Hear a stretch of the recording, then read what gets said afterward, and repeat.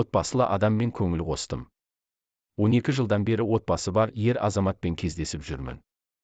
Екеуміз бір мектепте сабақ беріп жүріп танысқанбыз. Сол кезден бастап жұбымыз жазылған емес. Ал осыдан 3 жыл бұрын сүйіктіме қыз сыйлаған едім. Мұның бәрінен отбасы бейхабар. Екінші жартымның мектеп жасындағы 3 ұлы бар. Әйелін мүлде сүймейді. Айтуынша жан досының қарындасы оны ұнатып қалып, артынан қалмай қойған. Бетін қайтаруға ұялғандықтан сүйіктім онымен кездесіп жүріпті. Қызды тастап кетіп, досының көңілін қалдыруға жүрегі дауаламапты. Солай қаламаса да сүймеген жанға үйленуіне тура келген. Бұл сүйіктімнің айтқан ақиқаты. Екеуміз бір-бірімізді кездестіргеннен бері менің де оның да өмірі 180 градусқа өзгере кеткен. Әу баста екеуміз өзгелердің көзінен таса жерде, Алматыдағы жалдамалы пәтерлердің бірінде кездесе бастадық. Бос уақыт табыла қалса оны бірге өткізуге тырысатын едік.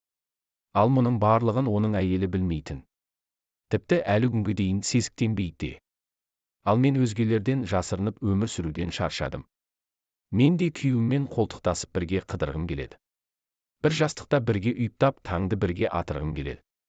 Біреудің күйеуіне көз салғанда осыны неге ойламадың дейтін боларсыздар. Айтайын, ол кезде бірге жүре бастаған сәтте махаббаттан басым айналып, моральды ойлайтын хәлім болмапты. Ал енді сүйіктімді өзге әйелмен бөлісуіме тура келеді. Мұны ойласам одан әрі жындана жаздаймын. Бірнеше жылдан бері ажырасуын өтініп келемін. Ал ол әйелін жақсы көрмесе де 3 баласын тастап кете алмайтынын, олардың толыққанды отбасында өскенін қалайтынын айтты. Ал менің қызыма әке керек емес пе?